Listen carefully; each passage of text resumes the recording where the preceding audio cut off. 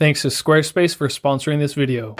You know, Homer, when I found out about this, I went through a wide range of emotions. First, I was nervous, then anxious, then wary, then apprehensive. Emotions are tricky. I don't think there are many people who are aware of precisely what they are feeling throughout the day, much less the precise causes of each of these feelings.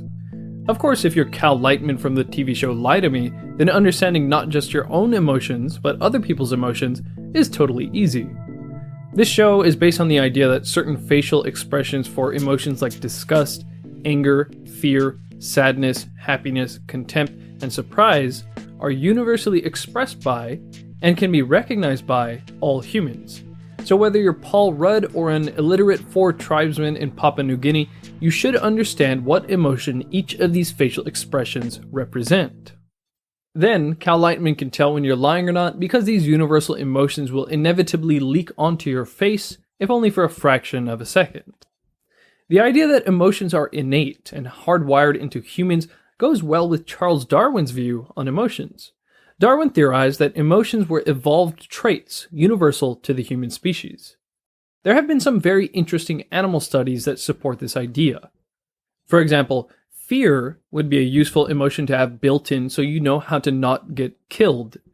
In Jaak Panksepp's 1998 book, Effective Neuroscience, he explains an experiment that would suggest rats have an innate fear circuit. Researchers monitored how often rats solicited each other to play. Then, a tuft of cat fur was put into their cage for a day. The rats' frequency for play immediately went to 0 and stayed low even when the fur was taken out. By the way, these were rats who had never seen a cat before. Another 2008 study with humans found that young children and adults have an enhanced ability to detect snakes. A fear of snakes is one of the most common phobias, yet most people have never even seen a snake in person. This could be interpreted as us having pre-programmed stimuli for triggering our innate fear circuits. But how do emotions arise in the mind? Jaak Panksepp points out that 3 of the main theories behind emotion formation go something like this. The first is that something happens outside your body, a stimulus. The stimulus is then interpreted. The interpretation causes an emotion, which causes your body to respond. You see a snake or spider, so fear is generated, and then your heart rate speeds up, and you either freeze, run, or attack the thing. The next idea is that a stimulus comes in, is interpreted, and then your body responds at the same time that an emotion is generated. The third idea is less intuitive but very interesting. It says that a stimulus comes in, is interpreted, your body responds, and then you have an emotion. This one is the James Lange theory of emotion. Basically, it says, for example, we feel afraid when we see a bear because our body has engaged the fight or flight response. We don't engage the fight or flight response because we feel afraid. Put another way, let's say your spouse sends some remark your way that gets on your nerves and really makes you angry. Before the feeling of anger actually arises in your mind, changes in the body like higher heart rate and blood pressure will be interpreted by your brain as indicative of anger, and then you become consciously angry. Maybe you've had the experience of being in a heated argument with someone, and after talking or maybe shouting for a bit, the problem finally reaches a solution. You both come to an agreement, it was all a misunderstanding. But then about 3 minutes later, you or the other person suddenly turns around and says, "You know what? I still haven't forgotten the time you taped over our wedding footage with the Simpsons marathon." So what's that about? The initial source of anger was diffused, it was just a misunderstanding. Yet the person is finding things to be angry about. The James Lange theory would say that even though cognitively the problem is solved, the person's physiology, the heart rate, blood pressure, hasn't calmed down. So the brain is still interpreting signals from the body as themselves being in an angered state. This body-mind connection seems to also show up in how certain drugs work.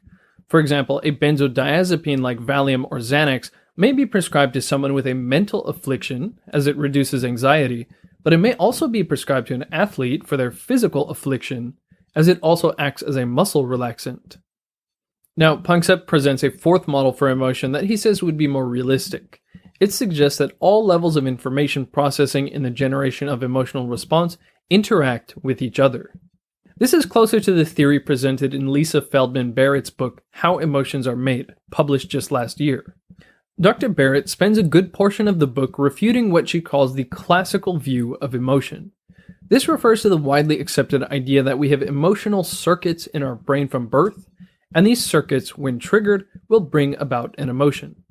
Unfortunately for aspiring Cal Lightmans and emotion recognition software developers, Dr. Barrett says, when scientists set aside the classical view and just look at the data, a radically different explanation for emotion comes to light. What Dr. Barrett presents instead is the theory of constructed emotion. To explain this, first take a look at this picture. Unless you've seen this before, this probably looks like nothing other than black and white splotches. Dr. Barrett says that this experience of not being able to affix any meaning to what you're seeing is experiential blindness. Now, allow me to cure your blindness. Then, if I go back to the splotches, it magically looks like a bee, and you cannot unsee the bee. What this shows is that your past experiences, from direct encounters, photos, books, movies, to YouTube videos, give meaning to the data that make up your present sensations. Light coming into your eyes can mean a bicycle, certain vibrations in the eardrum can mean a human sneezing, and inputs to your finger can let you know if a fabric is silk or polyester. You can make meaning of this sensory input because you have formed concepts for bicycle, sneeze, and silk in the past. So, just like having seen the bee picture in the past fills in these white and black blobs with meaning, developing concepts for different things adds meaning to the world you experience day to day. Let's say you grew up in the Great Rift Valley hunting and gathering every day for food, with a bow being your most advanced technology. Then you suddenly came across a parking lot filled with cars in the middle of a field. Since you have no concepts for car, road, or even tires, the sight would be incredibly perplexing. And your brain would be furiously scanning its databank of experiences, trying to say, what concepts in my past experience are these things most like? Its guess might be that it's a group of square-shaped animals with stubby circular limbs. But since the you watching this video have concepts for each of these things, the different components of visual input to your eyes, rectangular prisms with reflective and opaque surfaces attached to circles atop a black flat surface, are instantly recognized as cars in a parking lot. In short, what Dr. Lisa Barrett is proposing is that emotions are formed in a similar way. Similar to how instantaneously taking different shapes in your visual field and matching them to concepts of car, tree, telephone, building, and so on, your brain is rapidly matching the different pieces of data to emotional concepts. For example, your brain takes data from what's going on inside your body, high heart rate, churning in the stomach, and compares it to what's going on in the outside world, hurtling through the sky at an alarming speed. Then it matches that with your emotion concept that most fits the situation, fear. Except it's also matching that with the databank of all other concepts in your head, whether they be cultural, social, linguistic, technology related, and so on. So if you're hurtling through the air at alarming speed with elevated heart rate, but you have concepts for a theme park, roller coaster, and so on, the experience may match with the emotional concept of exhilaration instead. Or maybe a sudden shout coming from the darkness results in the same physiological response as fear, but the emotion you're left with isn't fear, but surprise and happiness, because your spouse has gathered your friends for a surprise party, rather than strangers gathering for a burglary party. But you had to make these concepts, just like you had to make the concept of a Bitcoin. Basic emotion concepts like fear, happiness, or anger would very early on be established in your mind, because you would quickly have several experiences that provided the patterns of sensory input that matches the concepts for those emotions. Then later on, you develop more complex emotion concepts. I'm not happy, I'm feeling schadenfreude. I'm not sleepy, I'm feeling food coma-y. Emotions aren't things that are triggered, but concepts that need to be made. Dr. Barrett says that emotions are not reactions to the world. You are not a passive receiver of sensory input, but an active constructor of your emotions. If you didn't have concepts that represent your past experience, all your sensory input would just be noise. With concepts, your brain makes meaning of sensation, and sometimes that meaning is an emotion. So, emotions are the result of your brain interpreting information of what's going on in and outside your body and weighing it against your past experiences.